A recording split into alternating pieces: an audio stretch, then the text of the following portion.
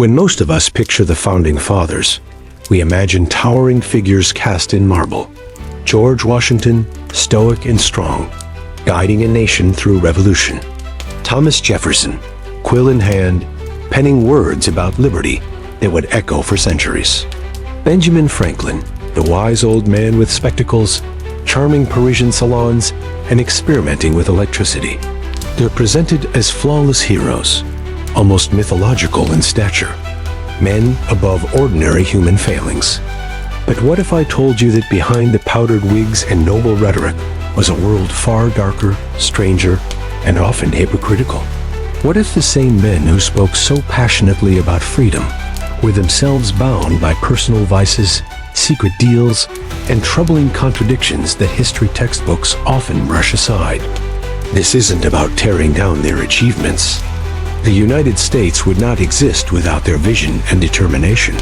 But the truth, the raw, unvarnished truth, is that these men were human. And humans are messy. They lie, cheat, indulge, and struggle with insecurities. Their private lives often stood in stark contrast to the ideals they proclaimed in public. In this series, we're going to peel back the layers of myth and expose the real men behind the marble statues. Their affairs, their betrayals, their paranoia, their secret addictions, and the uncomfortable truths that remind us that the birth of America was not a fairy tale. It was forged in blood, hypocrisy, and compromise. But before we dive into their individual stories, let me ask you, where are you watching this from right now? Drop it in the comments. Are you tuning in from the US? Maybe from Europe? Somewhere else in the world? It's always fascinating to see how far these stories travel, and your answers help keep this history community alive. And while you're at it, don't forget to subscribe if you love history that doesn't sugarcoat the past. Now let's step into the shadows of America's founding. George Washington is remembered as the man who could have been king but refused, the embodiment of humility and virtue. But behind the polished portraits, Washington was anything but simple. He was born into Virginia's planter class, a world built entirely on slavery. By the time of his death, Washington owned more than 300 enslaved men, women, and children. Yes, the same man who fought for freedom denied it to hundreds of others. He went to elaborate lengths to keep them trapped.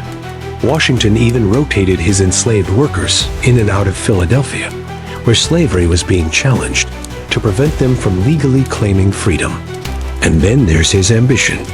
Washington's carefully cultivated image of modesty was in reality a masterclass in political theater. He obsessed over his appearance, making sure he looked taller, stronger, and more dignified than anyone else in the room. He ordered custom uniforms, wore false teeth made not of wood but of ivory, human teeth, and even animal bone, sometimes acquired from the mouths of enslaved people. It was gruesome, and it was all about preserving his public image. Privately, Washington was deeply insecure. He never had a formal education like Jefferson or Adams, and he constantly felt inferior around the intellectual elites. That insecurity drove him to prove himself in battle and in politics, and it explains why he clung so tightly to honor, reputation, and appearances. Washington was also no stranger to ruthless pragmatism. During the Revolutionary War, when his troops mutinied over pay and supplies, Washington did not respond with sympathy. He executed ringleaders in front of their fellow soldiers as an example. Liberty was the dream, but control was the method. And yet, despite these darker truths, Washington became America's indispensable man. His contradictions weren't accidents. They were part of the same ambition that built the foundation of the United States. Few figures embody contradiction more than Thomas Jefferson. His words lit the fuse of revolution. All men are created equal. But Jefferson himself enslaved over 600 people during his lifetime, profiting from their labor, punishing them harshly, and even fathering children with Sally Hemings, a woman he owned, who had no choice in the matter. This hypocrisy is staggering. Jefferson presented himself as a champion of small government and personal liberty, but he lived like an aristocrat. His estate, Monticello, was not only his personal paradise, but also a prison for enslaved families who kept it running. Jefferson's relationship with Sally Hemings is one of the most haunting aspects of his legacy.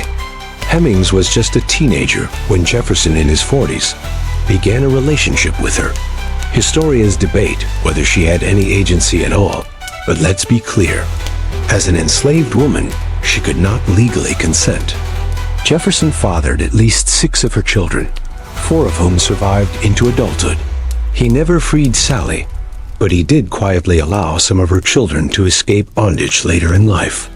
This wasn't compassion, it was convenience, a way to avoid scandal while maintaining control. And Jefferson's double life didn't stop there. Publicly, he attacked the dangers of debt. Privately, he was drowning in it. Jefferson spent lavishly on books, wine, art, and architecture, constantly borrowing money he could never repay. By the time he died, his family was forced to auction off Monticello and the enslaved people who lived there just to settle his debts. Jefferson also manipulated politics with ruthless cunning. He funded newspapers that spread vicious lies about his rivals, particularly Alexander Hamilton and John Adams. He pretended to be above partisan politics, but in truth, he was one of the most cutthroat partisans of them all. So, was Jefferson a visionary genius or a hypocritical opportunist? The answer is both. And that tension between ideals and reality is at the heart of America itself. Benjamin Franklin is often portrayed as the lovable eccentric, flying kites in storms, charming French aristocrats, and inventing bifocals. But Franklin's private life was far from wholesome. He was notorious for his sexual appetites. Franklin openly pursued women throughout his life, even while married to Deborah Reed, the wife he left behind in Philadelphia for years at a time. In Paris, during his time as America's diplomat, Franklin became a sensation in high society, but not just for his political skills. He was adored by women, and he adored them right back. Letters and anecdotes suggest he had multiple affairs, many with much younger women. Franklin also spent a surprising amount of time writing essays about sex, often with a mix of humor and scandal.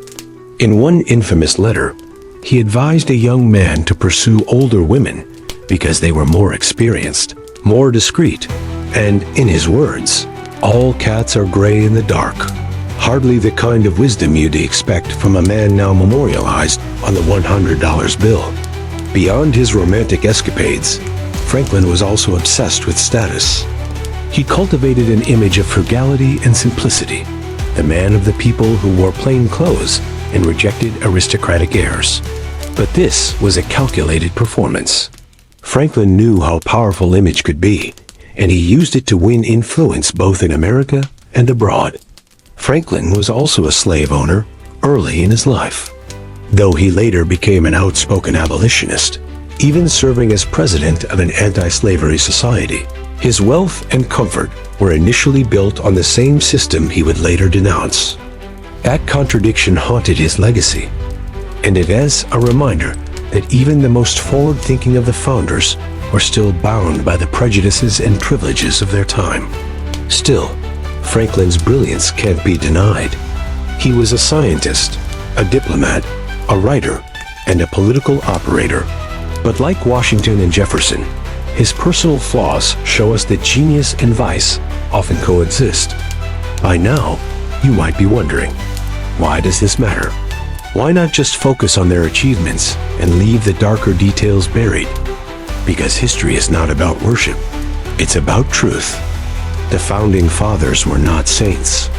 They were men who built a nation while carrying the same flaws, contradictions, and sins that plague humanity today.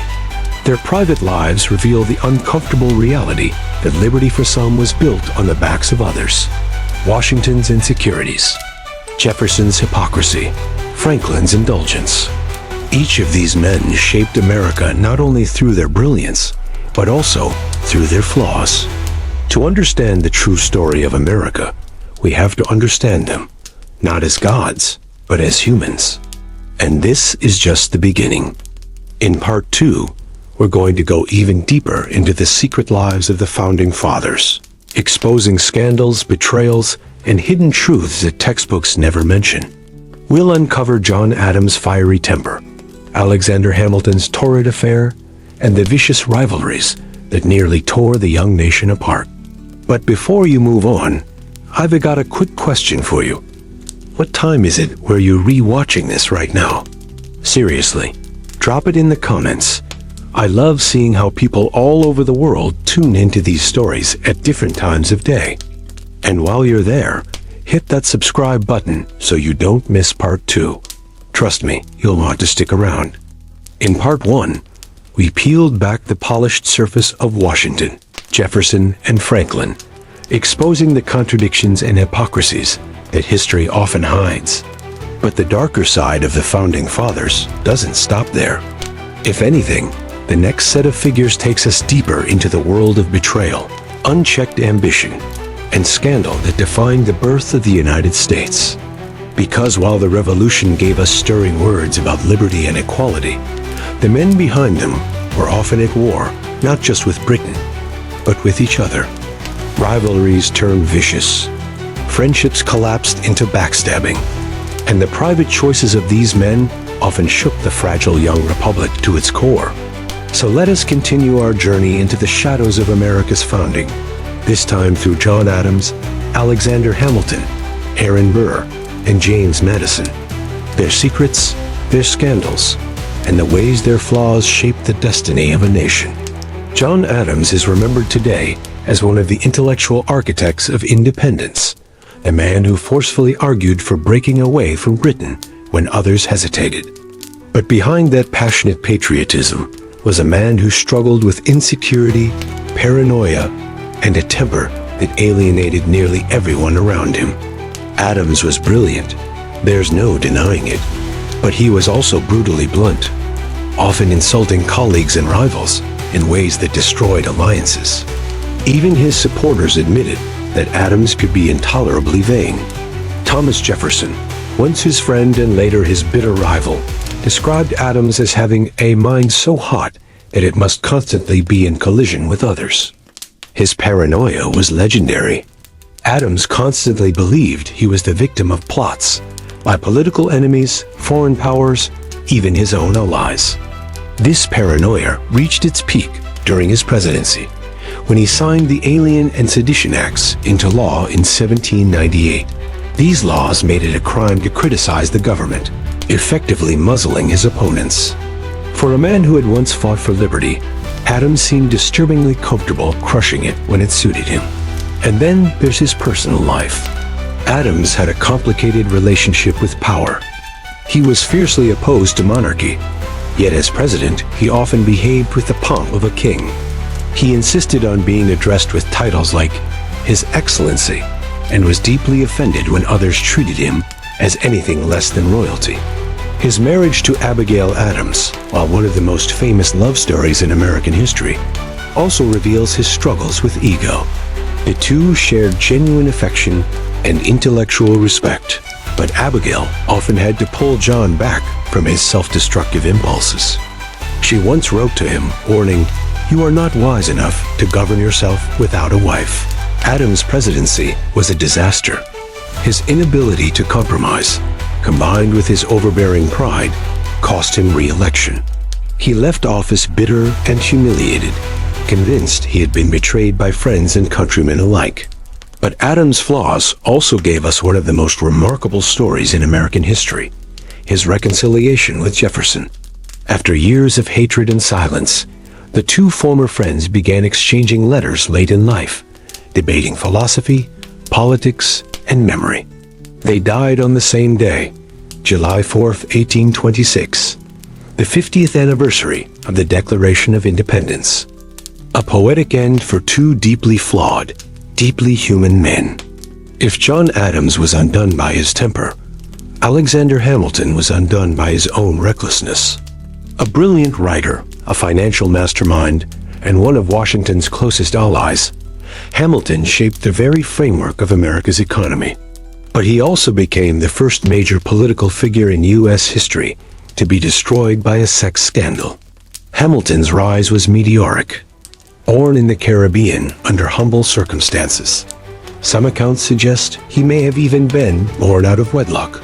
Hamilton clawed his way into the elite circles of America through sheer brilliance. Washington relied on him as both aide and confidant during the Revolution, and after independence, Hamilton became the architect of America's financial system. But his ambition was matched by his arrogance. Hamilton had a sharp tongue and a tendency to make enemies. He insulted John Adams as a man with no talents for governing and dismissed Jefferson as dangerously naive. His unapologetic elitism, believing that the wealthy and educated should rule, alienated many in a nation that prided itself on democracy. And then came the scandal. In the early 1790s, Hamilton began an affair with Maria Reynolds, a married woman. When her husband discovered it, he blackmailed Hamilton, demanding hush money in exchange for silence. For years, Hamilton secretly paid Reynolds to keep the affair hidden. But politics has a way of digging up secrets. When Hamilton's enemies uncovered his financial dealings, they accused him of corruption. Desperate to clear his name, Hamilton made a shocking decision. He publicly confessed to the affair. In what became known as the Reynolds pamphlet, Hamilton admitted to his infidelity in lurid detail, insisting that while he was guilty of personal sin, he was innocent of financial corruption. The pamphlet destroyed his reputation. In trying to save his political career, Hamilton instead ruined it. He was mocked mercilessly in the press, abandoned by allies, and left humiliated. But Hamilton's downfall didn't end there. His arrogance and inability to stay quiet eventually led him into a fatal confrontation with Aaron Burr, one of the most infamous duels in American history. Aaron Burr is often remembered as the villain of early American history, the man who shot Hamilton. But Burr's story is more complex, and it reveals the dangerous ambition that simmered just beneath the surface of the young republic. Burr was a gifted lawyer, a Revolutionary War veteran, and by all accounts, incredibly charming. He climbed the political ladder quickly, becoming vice president under Thomas Jefferson. But Burr's charm was matched by his ruthlessness. He cared little for ideology and everything for personal power. This made him dangerous in a political world still trying to find its footing. Jefferson distrusted him, Hamilton despised him, and Burr soon found himself isolated. His duel with Hamilton in 1804 sealed his fate. Though dueling was technically illegal, it was still practiced among gentlemen.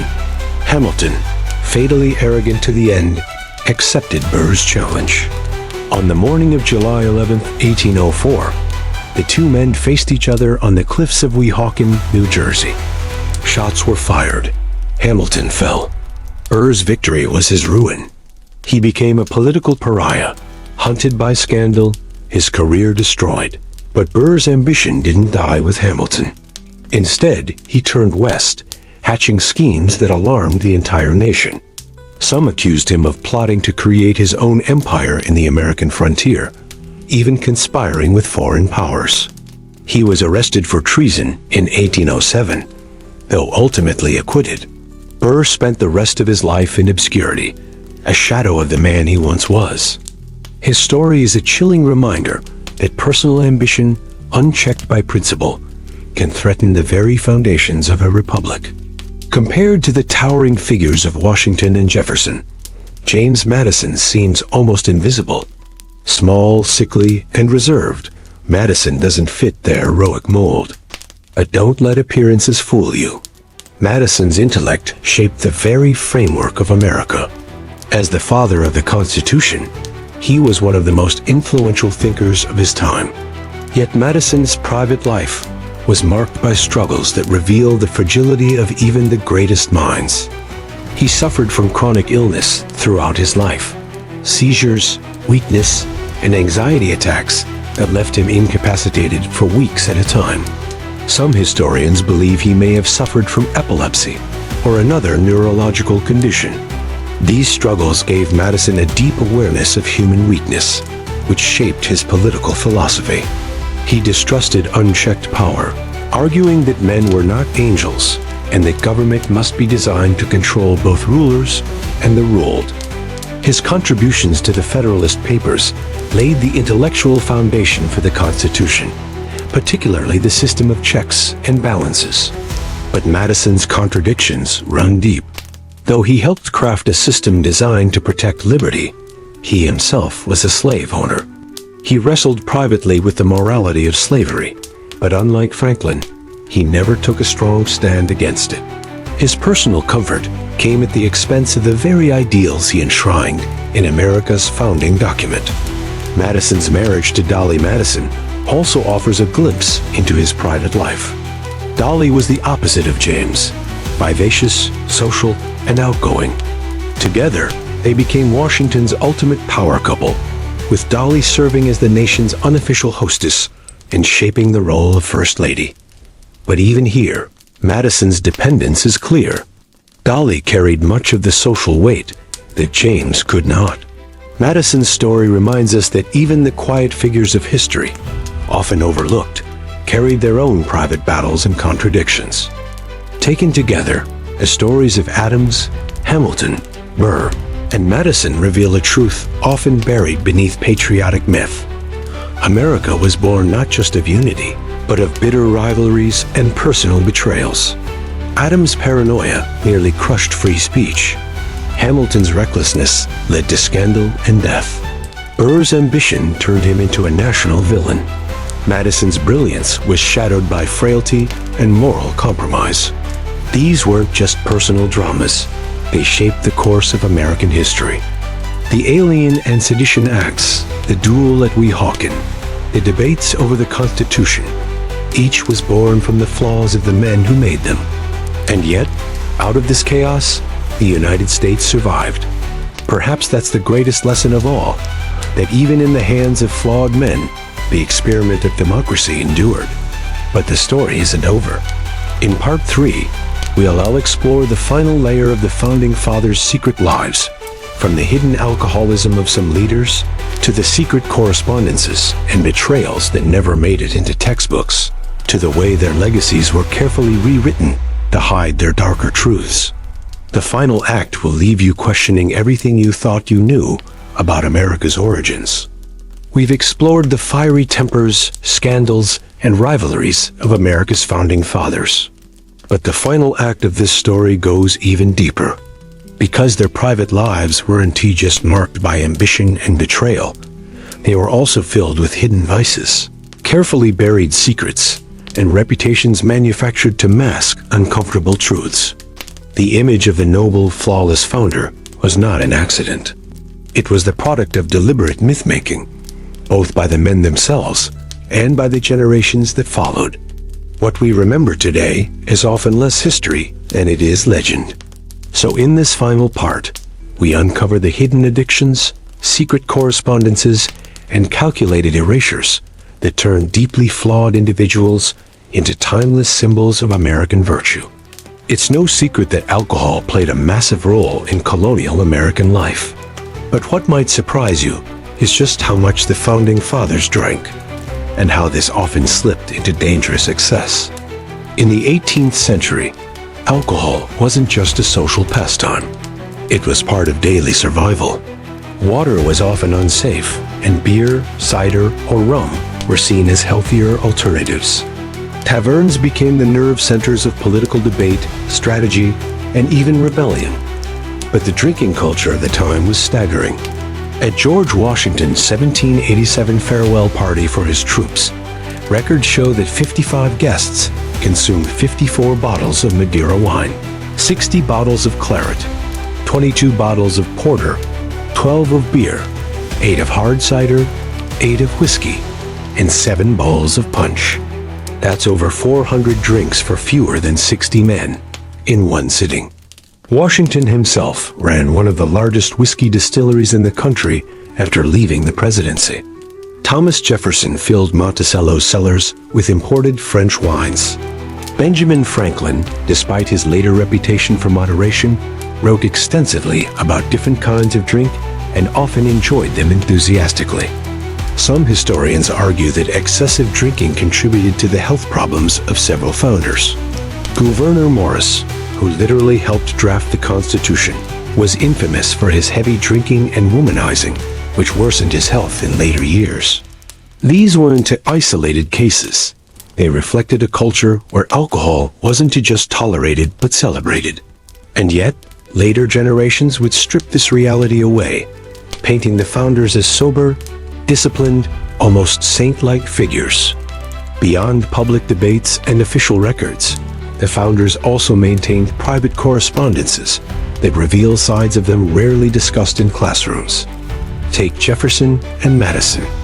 While Jefferson publicly appeared to retire from politics after leaving the presidency, privately he and Madison exchanged letters full of advice, strategy, and sometimes conspiratorial musings about keeping their political philosophy dominant.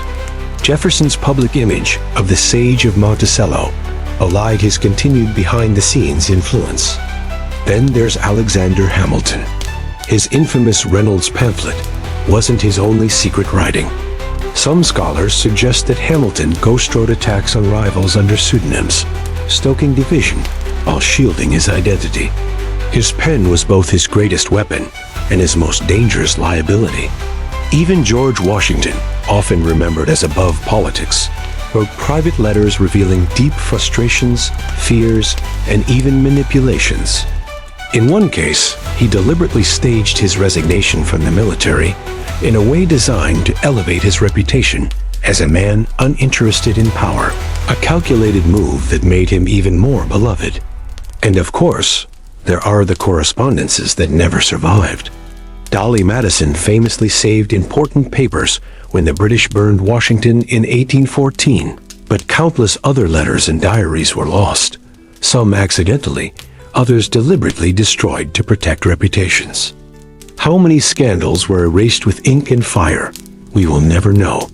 We often focus on Washington, Jefferson, Franklin, and Adams, but the Founding Fathers were part of a larger network, many of whom lived lives equally scandalous and equally covered up. For example, Robert Morris, often called the financier of the Revolution, was once one of the richest men in America.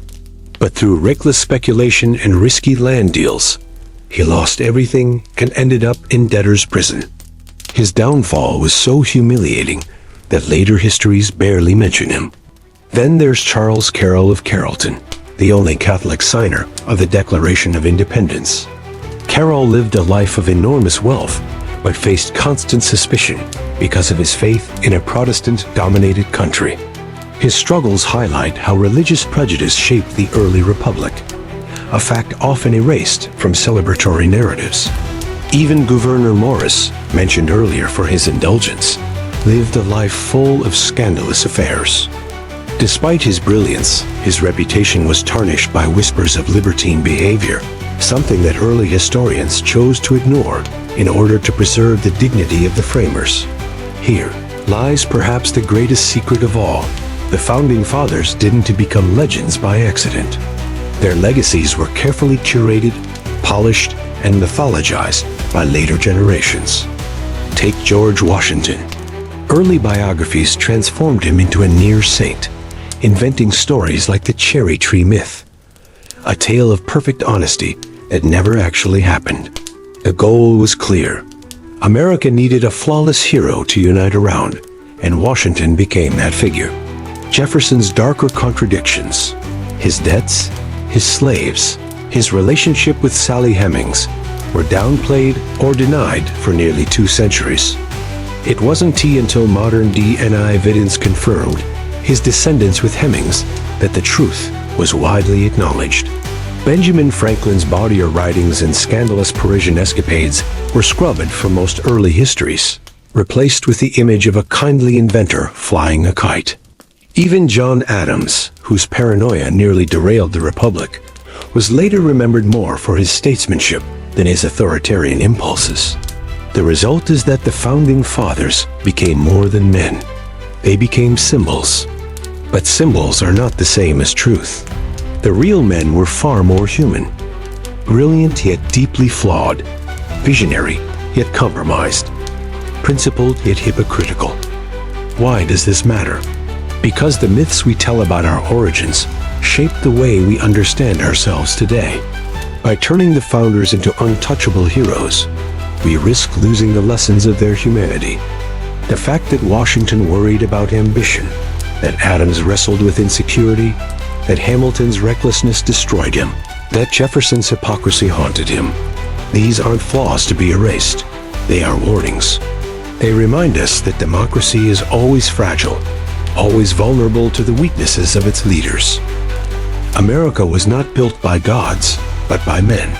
Men who lied, cheated, drank too much, betrayed friends, and clung to power. And yet, out of their contradictions, they forged something extraordinary. Perhaps the true miracle of America is not that it was built by flawless heroes, but that it survived being built by such flawed ones. The secret lives of America's founding fathers are shocking not because they reveal monsters, but because they reveal men. Real men. Imperfect, conflicted, driven by passion and ego, yet capable of extraordinary vision. When we peel back the myths, we don't diminish them, we humanize them.